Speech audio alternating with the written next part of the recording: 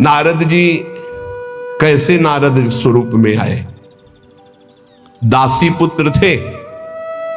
एक ब्राह्मण के यहां इनकी मां दासता करती थी।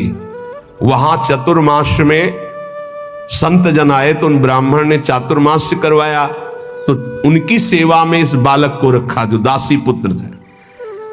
अब संतों की सेवा में उनकी लंगोटी धो देना, उनके जूठे पात्र धोना, तो भगवान की कृपा से इनको इतना ज्ञान था कि संतों की जूठन पाने से बहुत जल्दी भगवान का प्रेम प्राप्त होता है। तो सब पात्र संतों के जब मार्जन करते तो धो के एक पात्र में डाल के उसको पी जाते। संतों के चरण दबाना, संतों की सेवा करना, संतों के पास बैठकर भगवत चरित्र सुनने से ज्ञान हुआ कि नाम निरंतर जपना चाहिए। कहीं भी चर्चा संत जन करेंगे तो नाम रूप लीला धाम की करेंगे। निरंतर नाम जपने का अभ्यास और संत सेवा 4 महीने के बाद जब संत जन जाने लगे तो भारी व्याकुलता हुई कि अब जिएंगे कैसे, बिछुरत एक प्राण हरि लेगी। थोड़े ही दिनों में मां पधार गई, सांप ने काट लिया।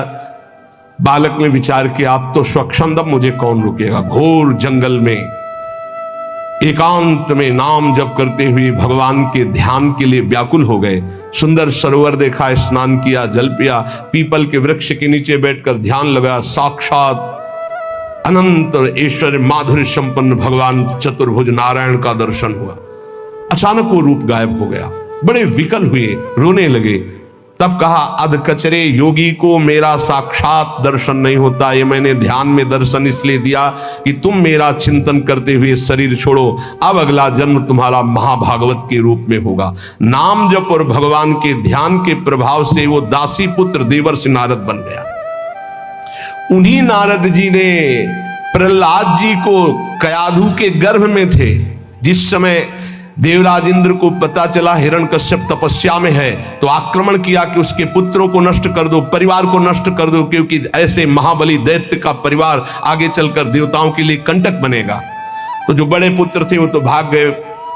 महल में जब गए तो कयाधु जी मिली, गर्भवती थी। विचार किया कि स्त्री की हत्या करना निषेध, फिर गर्भवती, तो ये जब गर्भ प्रकट होगा तो इसको मार दूंगा, फिर इनको छोड़ दूंगा। बंदी बना के ले जा रहे थे। देवर्षि नारद जी रास्ते में मिले। देवराज इंद्र से कहा ऐसा अधर्म कैसे कर सकते हो? उनका इसके गर्भ में दैत्यराज हिरण्यकश्यप का वीर है, मैं उसका नाश करूंगा जब ये प्रकट होगा। बोले तुम्हारी क्या सामर्थ्य, काल भी नहीं नष्ट कर सकता। बोले क्यों? बोले इसके गर्भ में महाभागवत प्रहलाद जी वास कर रहे हैं। अपने आश्रम ले गए। वहां जाके जो भगवान नाम महिमा सुनाई, जो भगवान के चरित्र सुनाए कि गर्भस्थ शिशु को